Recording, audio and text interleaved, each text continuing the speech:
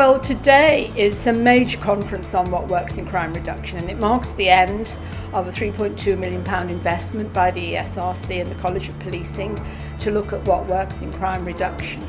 And the work we've been doing over the last 3 years, 8 universities across the UK, was funded by the research councils and the colleges. And the idea basically was to clear the ground and get a really good picture of what works in crime reduction, including, really importantly, finding a way of translating all this academic stuff into something that practitioners could understand.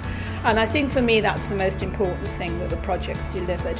One of the nice things about this project is that it's undeniable that there is a current movement both in the UK and internationally towards more evidence-based ways of working. And I think it's great that this project has been able to try and encourage and facilitate some of that movement towards better integrating research findings with the practical task of trying to prevent crime.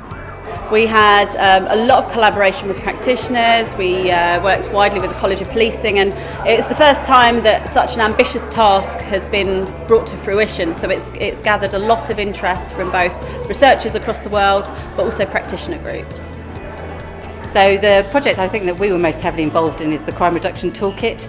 So this is taking all of the existing evidence on what works to reduce crime and making it easily accessible for frontline practitioners and other decision makers to use the evidence to make choices about what they invest in or what tactics they might want to try to reduce problems that they're experiencing in their areas. What's been great for us, I think, is that we've had this really good partnership. We've worked on the front end, kind of trying to attract officers and staff and other people in, and the academics have worked behind the scenes to do an amazing amount of work on understanding really what the evidence base is telling us, and being careful and rigorous about what we can say on the basis of that evidence, and that has really worked brilliantly for us. That's been the perfect partnership essentially.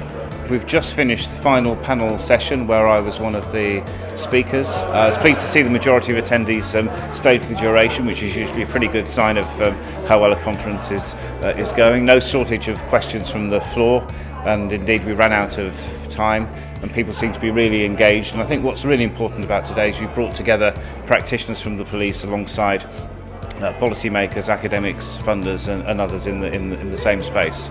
So certainly from what I've heard this afternoon, everyone seems really sort of energised and hopefully going away with lots of exciting ideas.